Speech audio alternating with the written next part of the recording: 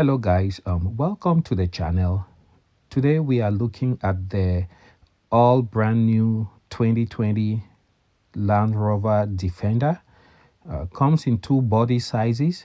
You have the 110-inch wheelbase Defender 110, and because of the coronavirus pandemic, the Defender 90 has been delayed, so that will most likely be available for 2022. So you have the 110 and the 90. For the United States, all the versions coming here for now will have the air suspension, and there are two different power plants available. There's a 2.0 liter twin turbo power plant that produces 296 horsepower, and there's also a 6-cylinder engine that produces 395 horsepower. The current Land Rover Defenders are produced at Land Rover's Nitra plant in Slovakia. They come with a couple of different options, even though I don't think all of this is available in the United States. You have the standard trim, and then you have the S, you have the SE, you have the HSE, and then you have the X. And then there's also a couple of different packages, accessory packages, which you can get. You have the standard package, you have the Explorer, Adventure, Urban, and Country. So those are the different ways you can get the Land Rover, but I think initially only the higher trim levels will be available in the United States.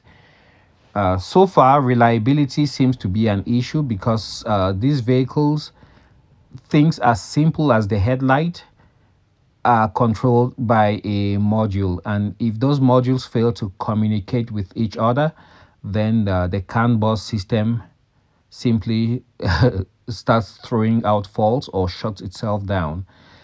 So initial reports have been that these vehicles might have some issues, but in person it has such a great presence. It's so gorgeous to look at, and I think once those initial teething problems are ironed out, this is going to be a best seller for JLR, that's Jaguar Land Rover. So my initial impressions, I think it's a very, very beautiful SUV.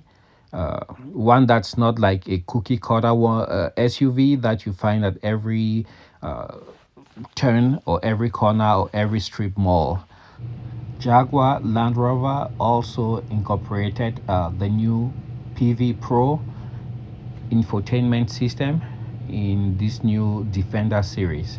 So if you are in the market for a new vehicle and you want something that's different, then this is definitely worth looking at.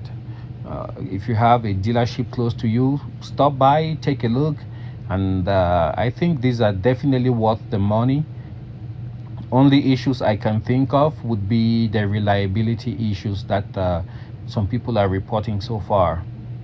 The CAN bus system in these vehicles makes it so complicated that a single failure, could be a light bulb going out, could throw a wrench into the whole system, into the whole works, and leave you stranded out in the middle of nowhere. That is my only concern. Otherwise, these are great vehicles to look into. Prices in the United States start at about upwards of $45,000, and to spec a bare bones Defender 110, those which is what is available right now, would run you at least about $54,000 to $55,000. Thanks for watching, and see you guys on the next video.